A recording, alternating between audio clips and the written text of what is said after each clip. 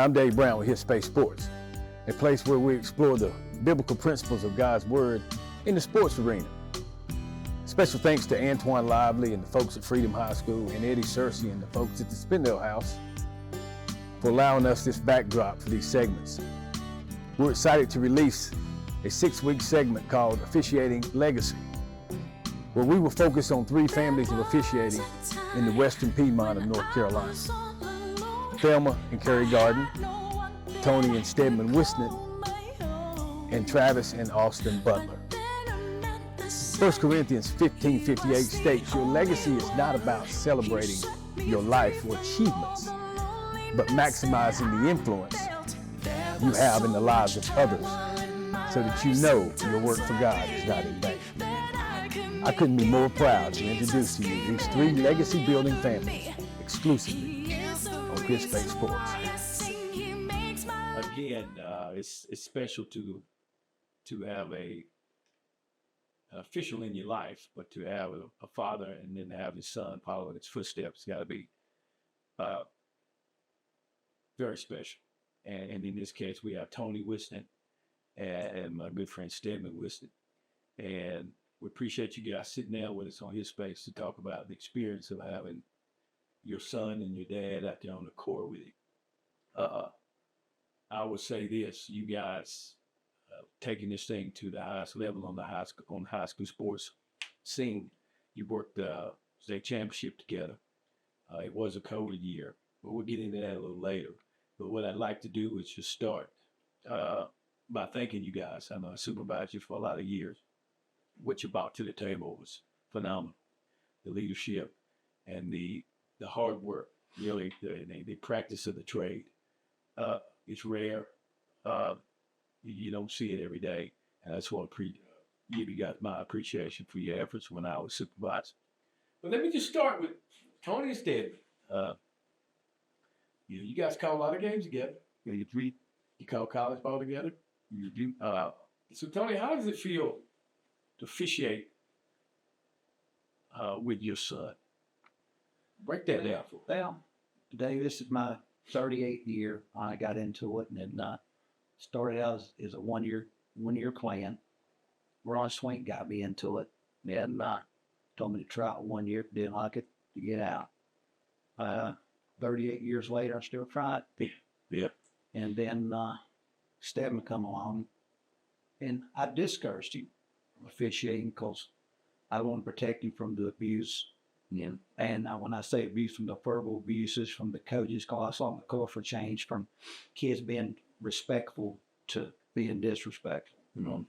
And I didn't want to put him through that. And so I discouraged him for a couple of years. Do you really want to do this? And I tried to prepare him the best way. This is what you're going to expect. You're only going to make half of them happy. One side's going to be not happy. And so I tried to prepare him best I could and give him much experience and knowledge from my end to prepare him to when he went in, he wouldn't be shell-shocked when he started. So I think I've done that part. And I took him along and I protected him the first several years till I felt like he got his feet under him and covered him by that and done things. Then I kind of turned him loose when I felt like it was time to, I think he can do it. It's himself. And I didn't have to follow it anymore. So that's how I kind of got started, and then kind of got him involved at the age of, 18, 19, what? I'm not sure, Stan, what? Let's see. Graduated in 2009, went off to junior college and came back home. Well, let's say probably around 2021. Yeah. Well, how was it for you, Stedman? I mean, look, you're following your dad's footsteps. Your dad was pretty successful. You're a successful college official. I remember you had a couple things working against you. One, he's Tony's dad. They're going to hand it to him. Tony's his dad. They're going to hand it to him. He doesn't have to try as hard as us. Talk to us about what is it like being out there with Tony? What is it like, the stigma that you had to grow through that? You did very well at it. But talk to us about that a little bit. I guess starting out when I was younger, I would travel with him to watch his ball games, his college games. I always thought it was pretty neat to travel. Get in a little bit later than we should. Of course, being a kid, that's not a big deal. You want to stay up all night anyways. So traveling with him probably around the age of 10 or 11, all the way up till we got my permit, the license, and I could drive him. That's kind of like his personal chauffeur, if you will. Yeah. Roll his bag, drive him to the school, that sort of thing. I guess I thought that aspect was pretty neat, being able to travel and watch the games. And then once I got back for junior college, I was able to, of course, try it out and started the rec level, the middle school level, the JV level, where everybody ought to start and climb the ladder, do it the right way. And then we got together the last, I guess midway through when I was starting out, we started to be able to do some varsity games together after I was working for you doing split schedule. And I guess at a younger age, I always thought it would be a really neat thing just to be able to share that moment.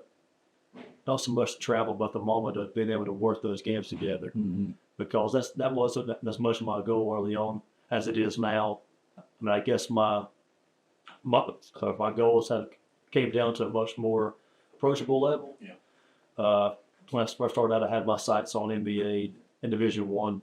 And this business, you learn real early to be humble. Yeah. Stay humble. Yeah. And going back to what you said about having to follow in his footsteps, maybe I had to try as hard as everybody else.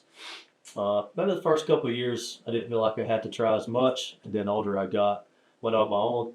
It didn't matter who my last name was, what pedigree followed it. You had to bust your butt as much as everybody else. Yeah. So went off to a couple of D1 camps, got humbled up pretty quick. Yeah. Went to try out for the grassroots system for the NBA and got humbled very, very quickly. Yeah. And then I realized NBA was not the route for me.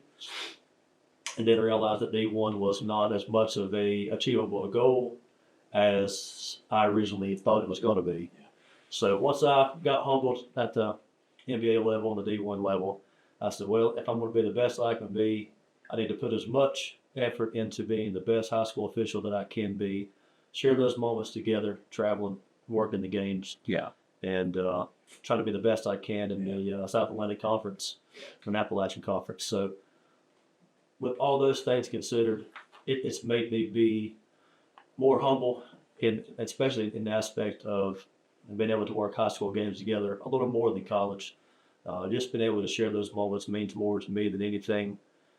In the beginning, as I said, I wanted the NBA and D1 goals, and now I'm over the moon just being able to work Division II and high school games together. Yeah. So, Well, Tony, I'm gonna poke y'all a little bit because you guys are special to me in my heart. You're not as hard a character as your dad is. You got a soft start. You and your bride of next April or next fall? next fall. Maddie? Oh, Madison. Maddie, yeah. So me and my dogs come and hang out with you and Maddie at the bark in the park thing. We bring Wrigley, Yogi up. We all let them run the field. And your dad knew how tough this business was, but you had to learn that. It's a different game. And it seems to me that is permeated through your heart now, and that you see that, you know what, I'm actually sharing with my dad where I'm on the high school level and be the best I can be. And you know what? I think the reality of what you want to do as an official is hit home. Would that be correct? I'll have to agree.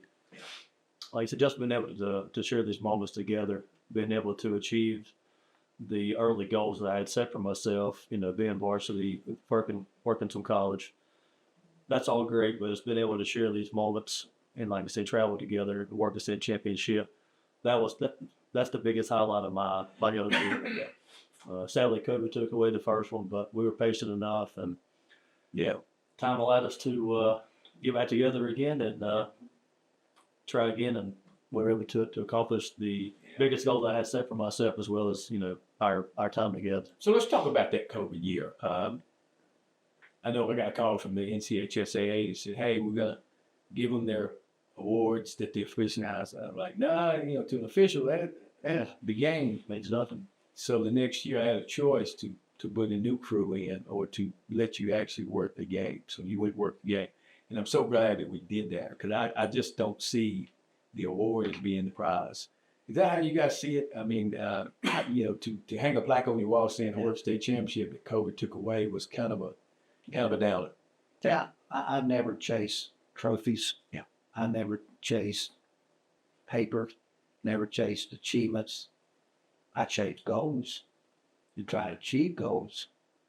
And if I do get rewarded, so be it. But I want to be the person to give back to them. And the STEM and other officials throughout the state. And that's something that I think I grew through the years of doing. There's many years that a lot of officials didn't know what I was doing behind the scenes with going back dating 20 years ago with Kenny, that boy I was doing things and just kept it on the low key on your table. Then you come along, kind of give you space. I want to stay out of the limelight. I didn't chase that. Yeah. It chased me, and I just try to keep it on the down low. Yeah. I mean, it's just the way I approach it. Tony, one of the reasons I want to stick with you at Stedman is that very reason, officiating, the benefits and the negatives. And one thing about his space, one thing that you watched me change as a person, I watched you change as a person. We changed so much. There are things in our lives that God wants us to do before we leave here. I'm pretty sure that you know that as well as I do. But I want us to talk about the benefits and the negatives. I know Helen and Luke are on. And I know I always say, hey, man, Luke's next. Luke, 6'4", prototype official looking. He just never wanted to do it. I thought it would be pretty neat for you guys to form a crew. Yeah. But let's talk about the negatives, Tony. Speak to us a little bit, and you too, Stedman, about what it takes from a family, what it takes from a business to do this. Well, Speak to that a little bit. For me, it's a sacrifice on behalf of my wife, Ellen, and the kids. I was chasing dreams, and I was blessed with a lot of accomplishments, and while I was chasing dreams, she was on changing diapers. And I was living my dream. She was staying home cooking supper, making sure they got the schoolwork done. So I was out on the road 4 or 5 nights a week, staying in hotels, getting in till 3 in the morning, getting up and go do it again. So the sacrifice is leaving your family behind and being selfish on your part, chasing a dream that you think you can achieve. And that's tough. And now that I'm on the tail end of this thing, I look back and say, man, wow, what a woman. Yeah. And I put up with me for 38 years chasing dreams and hers. And does she complain a little bit? Absolutely. Yeah. But 35 years later, we're still kicking around love. Yeah. Join us next week for part 2 of Officiating Legacy with Tony and Stedman Whisnant as we explore their faith, the pros and cons of raising an officiating prodigy while coexisting in the family business, exclusively here on His Space Sports.